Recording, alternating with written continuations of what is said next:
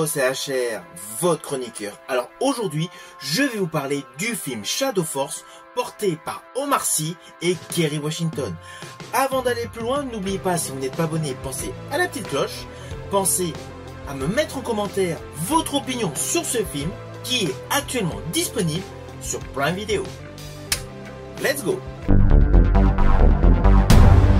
Nous avons le personnage interprété par Kerry Washington, c'est-à-dire Kira, une tueuse d'élite qui assure des contrats. Elle décide de prendre du recul et de profiter de la vie avec son époux, interprété par Omar Sy, et également un ex-agent. Mais bon, on est bien d'accord, c'est le genre d'histoire qu'on a vu pléthore de fois au cinéma ou en série télé. Mais je ne vous cache pas qu'étant fan de l'acteur Omar Sy, je l'apprécie dans beaucoup de films et la série naturellement Lupin, j'ai naturellement été hypé. Mais j'aurais dû me dire attention, car il y a pratiquement un an, étant fan de la filmographie de John Woo, j'ai voulu voir le remake de The Killer, de nouveau réalisé par John Woo, porté par Omar Sy. J'avais d'ailleurs effectué une vidéo. Ce film était totalement décevant. Et bien là, c'est la même chose. In fine, je pense qu'Omar Sy doit abandonner les polars d'action.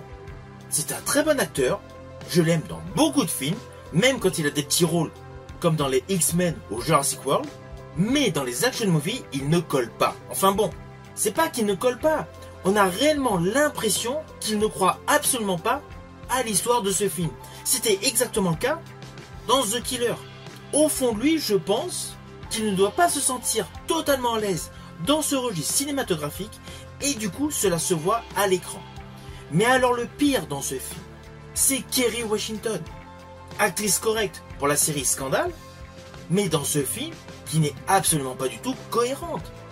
Elle ne colle absolument pas à ce rôle. On va pas se mentir, dès l'ouverture du film, lorsqu'elle effectue son assassinat tel un sniper, on a du mal à y croire. Parallèlement, nous découvrons le personnage interprété par Omar Sy avec son enfant. Alors, je pense qu'il y a eu une volonté de faire un parallèle. La femme tueuse d'élite qui assure une mission périlleuse pendant que le mari s'occupe tout simplement de l'enfant. Mais ce parallèle est mal monté. On va pas se mentir, la césure entre ces deux séquences d'ouverture ne colle pas. Et implicitement, tout le film est totalement décousu.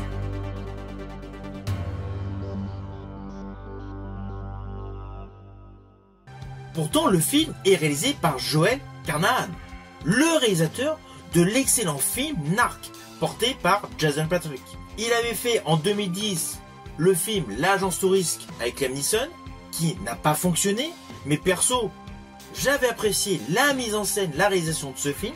Mais depuis 2010, que ce soit Boss Level avec Mel Gibson, que ce soit Cop Shop avec Gerard Butler, c'était des films basés sur l'action où le scénario était trop simpliste. Là, dans ce film, c'est la même chose. Le scénario est totalement prévisible, on va pas se mentir, c'est clair. Du début jusqu'à la fin, on devine ce qui va se passer à chaque séquence. Mais le pire, c'est l'interprétation de Kerry Washington. Elle ne colle pas. Alors oui, il y a une volonté de faire un mélange familial, un mélange action movie, avec un couple de tueurs qui, pour protéger leur enfant, passent par différentes péripéties. Mais tout est cousu de fil blanc. Et les scènes d'action avec Kerry Washington ne collent absolument pas. À chaque fois qu'il y a des séquences de tir, cela paraît totalement bidon.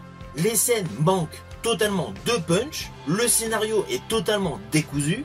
Je rajouterais même qu'il est complètement confus, parce qu'il y a des volontés de twist, mais des twists complètement nazes. Sur la globalité, le scénario est mal structuré. Et je rajouterai qu'outre le fait action movie, le côté dramatique n'est pas assez élevé. Pourtant, il y avait matière. Sur le fond, il y avait de la matière. En fait, ce film est la parfaite démonstration d'acteurs de talent avec un bon réalisateur pour un produit cinématographique qui au final raté. Je comprends mieux pourquoi ce film n'est pas sorti au cinéma. Alors oui, il y a de bons films qui ne sortent pas au cinéma, qui se retrouvent sur Prime Video. Je pense dernièrement à Mr. Wolf numéro 2, où je vous ferai d'ailleurs un retour. Mais sur la globalité des films qui se retrouvent sur des plateformes de streaming sont généralement avec une qualité inférieure. À cela s'ajoute dans ce film un duo d'acteurs qui ne sont pas des spécialistes de films d'action. Donc déjà, cela ne colle pas forcément. Alors, ceci dit, Omar Sy s'en sort quand même mieux que Kerry Washington, on va pas se mentir. Lui, son problème dans ce film, c'est qu'il n'y croit pas. Tandis que Kerry Washington, c'est clair, elle croit à son rôle, et c'est son personnage qui ne colle pas. Surtout pour les scènes d'action. Les scènes d'action, je suis désolé, mais elles ne collent absolument pas. Alors au final, naturellement, ce n'est pas un film que je vous invite à découvrir sur Prime Video. C'est un film qui a voulu se mettre dans la mouvance de Monsieur et Madame Smith, mais en effectuant un ratage total. Ce film, selon moi, va faire partie des nombreux films qui partiront totalement dans l'oubli. Si vous avez aimé ma vidéo, n'oubliez pas, petit pouce vers le haut, pensez au partage, mais surtout pensez à me mettre en commentaire ce que vous avez pensé de ce film Shadow Force. Et par ailleurs, pensez à me dire quel est votre film préféré avec Omar Sy. Je vous dis à bientôt pour une prochaine vidéo.